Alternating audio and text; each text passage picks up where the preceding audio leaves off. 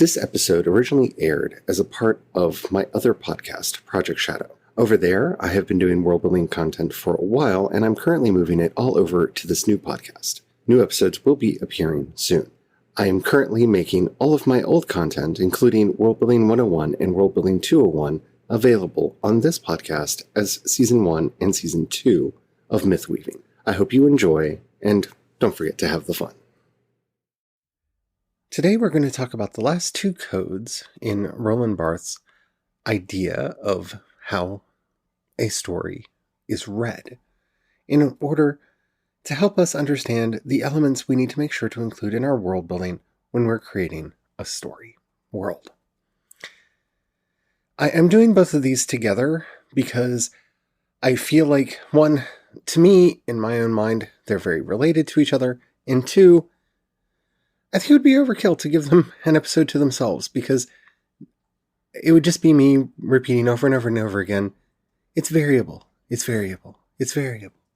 So today, we're going to talk about the cultural and the symbolic codes on this episode of Project Shadow.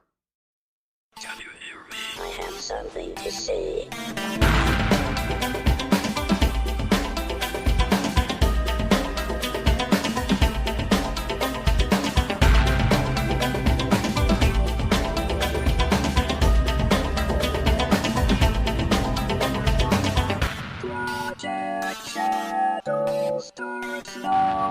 Hello everyone, how are you doing today? My name's Charlie. You might know me better as sci-fi fantasy writer C.E. Dorset. And today is going to be the last episode in our world building project for just a little bit. We've been talking about world building a lot, and I've given you a lot to think about and to chew on. So I'm going to take the next set of episodes to do something a little bit different for a little bit. And then we're going to come back with a vengeance, because trust me, we're not done. We're not done. But given everything that's going on right now, I want to talk about something else for just a few episodes. All right?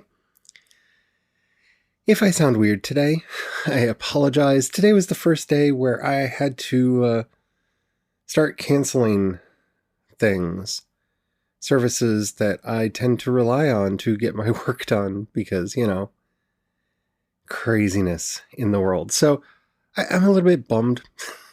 I'm fine, but I'm just a little bit bummed. Money is money.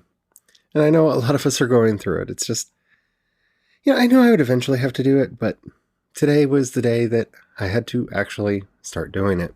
So, yeah. Anywho, on with the show. Oh, man. So the cultural code is the most variable one of them all, and it will come into play in multiple different ways in your telling of the story. Now, the cultural code is relying on your reader's understanding of culture to infer things in your setting. This is not the culture of the people in your setting. This is not the culture of the various populations that you're writing about. This is our real world culture. So, for example, when I write my Dragons of Night stories, I pull very heavily on Greco-Roman and Celtic mythology and some Germanic and Norse mythology for those settings. I allow that to do quite a bit of heavy lifting, that if I mention Titania, while I will do some character work and stuff, I'm not, don't use this to be lazy. I do kind of expect people to start putting things together and think about Titania and Oberon and Puck and A Midsummer Night's Dream, because that's the culture that we live in, and those are characters from Shakespeare. When I make references to various Celtic myths or to various Greek, Roman, or Norse myths, I do have a certain expectation that the readers are going to be bringing some baggage with them. And that's where you get to have fun, because sometimes I am specifically trying to subvert their ideas and expectations when they hear those names, and other times when it's a simple reference, more or less trying to just rely on that cultural osmosis that we go through to understand who these characters are. You will not be able to control the cultural code. That's one of the reasons why I'm not going to spend too much time on it. You don't know what preconceived notions your audience is bringing to the work, and that's what will bring references that you may not be expecting. This is why, for the many people who remember older versions of Return of the Jedi, you remember the Ewoks singing a particular song during the celebration that is no longer there. Because unbeknownst to the creators at the time, especially as Star Wars was becoming a global phenomenon at that point, and nowhere near the point that it is now, they didn't realize that some of the what were thought of as nonsense words that the Ewoks were singing were very dirty and offensive in other languages. And you can't help that people are going to bring that in. And it was decided that that song would be redone in a way that wouldn't be as offensive to people who speak those languages. I have found this out for myself when I have made use of several Ozarkian and Southern colloquialisms. I'm a Missourian by birth, and I tend to have some of those phrases in my back pocket that I have learned that speakers of English in other countries, oh, you use those words very, very differently, and I was saying some very offensive things to people in other countries that in my country would have just been lighthearted banter. So I have tried to be compassionate and learn those phrases to the best of my ability so that I don't accidentally misuse them and accidentally do X-rated content when I'm trying to do more all ages content. And that's kind of the problem that you're going to have when you're dealing with the cultural code. You don't know what you don't know. And so you're not going to be able to manage this as well as you think. Now, this code, more than any of the others, has kind of become the lingua franca of the modern world. Stranger Things, they base most of their world building and a lot of their character work out of this idea of nostalgia and pulling on those cultural touchstones to bring the audience into the story and into the world. They rely on a lot of those cultural references right from the first shot where we see the boys playing D&D in the basement all the way through.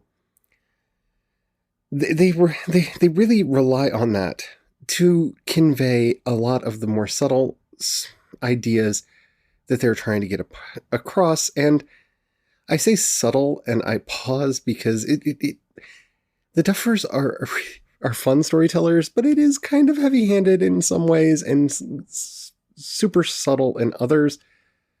Your mileage may vary. But you see this all the time in a lot of the newer nostalgia media that's been coming out. I'm not the biggest fan of doing that work because if you're spending too much time trying to be referential, if you're spending too much time just trying to hit those cultural references that you think need to be pulled into your story to be hip and cool, like let's just say a certain scene in Black Panther regarding a pair of shoes, it can seem odd and a bit out of place. You know, the odd references to the dabbing and the flossing, and you know what I'm talking about. Use this ingredient sparingly. It can really feel like you're trying way too hard. If you don't understand that, try to watch a modern film that takes place in the 80s and see exactly how often, just to try to get that across, they have characters going like totally tubular and everybody's talking in like a Valley Girl accent and all of that. when that is unnecessary and really heavy-handed. Yeah, it doesn't always work.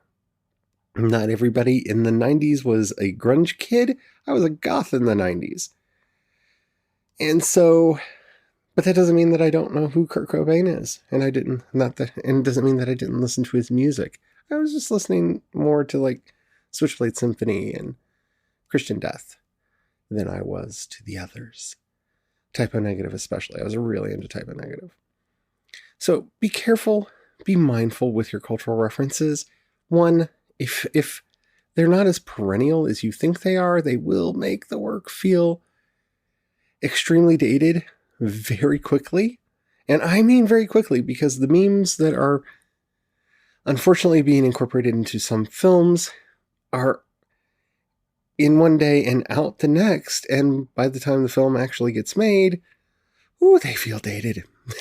They feel really dated. So don't rely on this too heavily, but know that it is there and kind of do some cursory work. You should also understand that this is how people are going to experience the genre that you tell them that the work is. So if you say that it is going to be in a particular genre, they will bring certain cultural expectations with them to that genre that you must then either subvert or utilize. And yeah, just be warned. People will bring themselves to the text. There's nothing you can do about that. You should just be ready for it and try not to overly pander to what you want them to bring to the text. The symbolic code, on the other hand, is something that you have a lot of control over. But again, be very careful how you use it.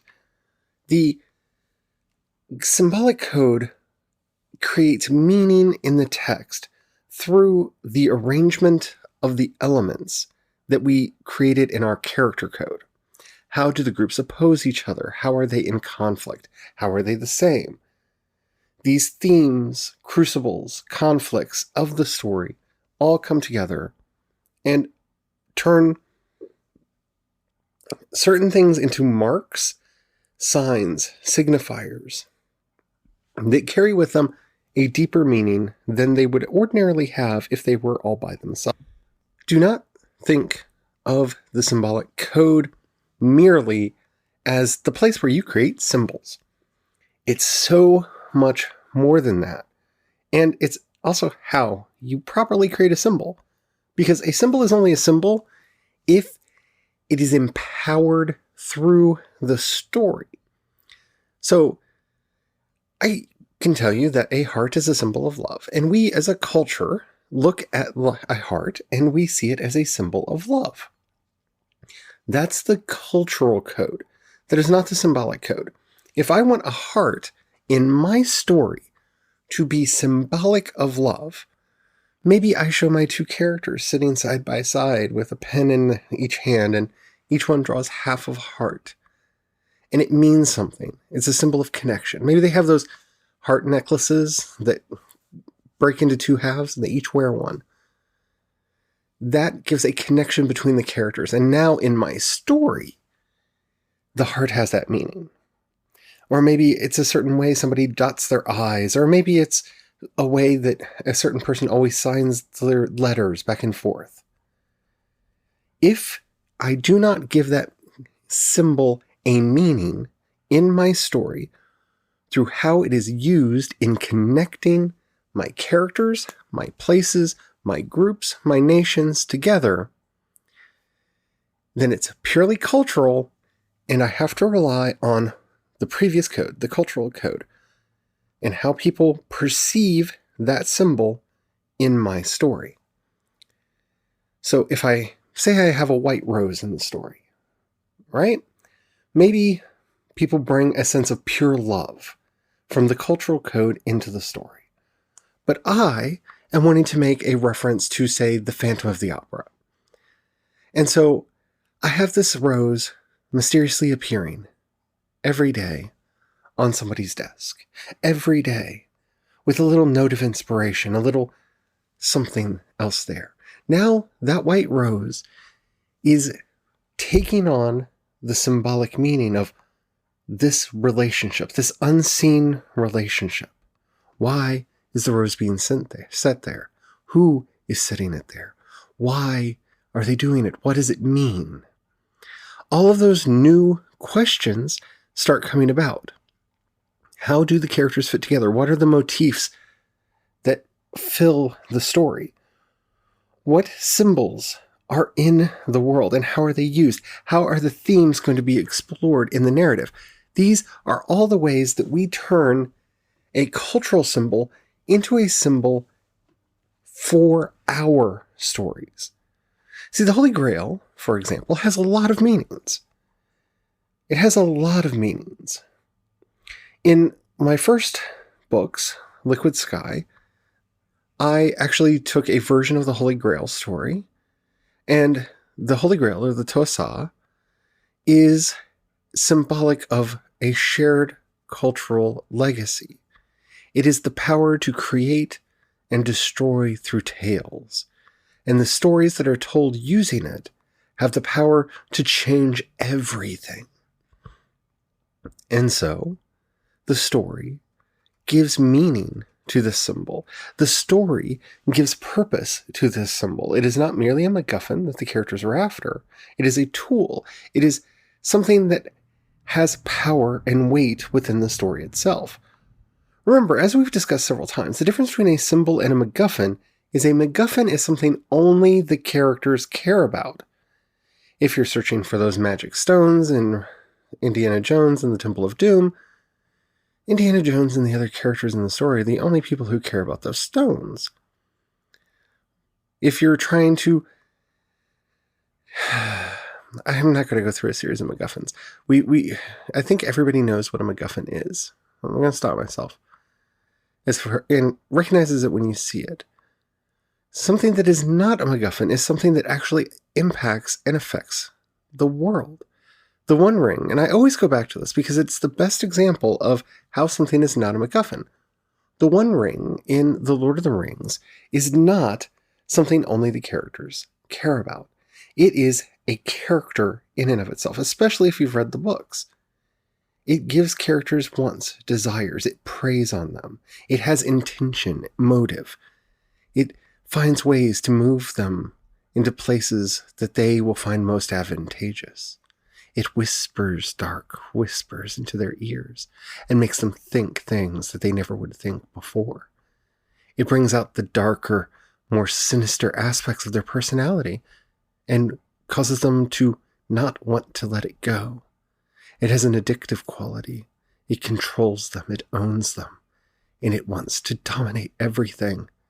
And it wants to return to its master. It is as much a character in Lord of the Rings as Frodo or Sam or Gollum. It is not a MacGuffin. If it were a MacGuffin, it wouldn't have any of those powers. It would simply be that thing. And in many a Lord of the Rings knockoff, we've seen exactly that. Where, oh, we have this super amazing, powerful thing that could destroy the universe. The Infinity Stones.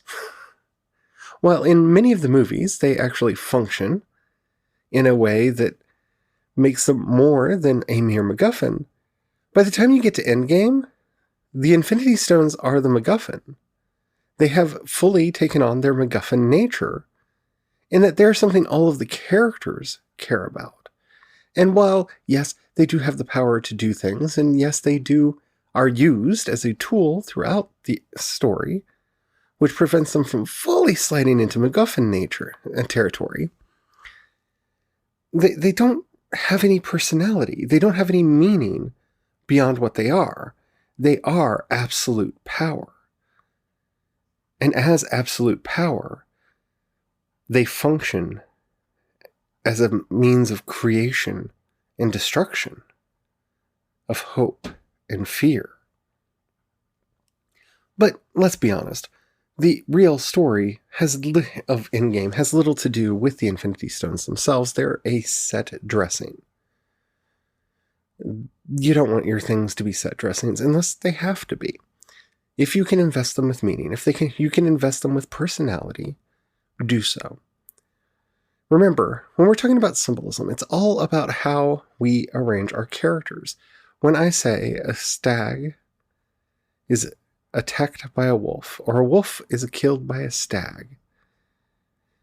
If you're a fan of the Game of Thrones TV series or the works of George R.R. Martin, you probably immediately thought of two noble houses and the events that transpire between them. And rightly you should. This is a symbol that is given meaning through the actions of the characters, through the actions of the world and the relationships that impart that meaning to it. And that's what you want to accomplish in your story. And that's all a symbol really is something that takes on meaning because it functions as the means of the relationship between two other things. It's a mediator. I hope that all made sense. I really do. If you have any questions, comments, or topics you'd like to hear discussed on the show, down in the show notes you'll find a link to the voice message system. Keep it short, keep it clean. I would love to hear from you. If you'd rather hit me up on social media, I am CE Dorset on both Twitter and Instagram, and you can find links to everything that I do over at projectshadow.com. All right, like I said, today's going to be the last of the world building episodes for just a little bit because I want to play around with a few other ideas on the show. I want to have some fun, bring some variety in, mainly for myself, but hopefully it'll be stuff that you all will enjoy as well. I hate to say this given the times that we live in, but if you have any money that you can pass my way, down in the show notes, you'll find a link to both listener support and my Patreon. Thank you to everybody who does that. It helps out so much more than you know. If you don't have any money right now or you don't feel like giving, don't worry. I really, truly understand that. But if you know anybody that you think would like any of the things that I do, please share it with them. That helps out more than you know. Alrighty, we're getting close to the 1,000th episode. I'm very excited. Until next time, stay well, stay safe, and don't forget to have the fun. Bye.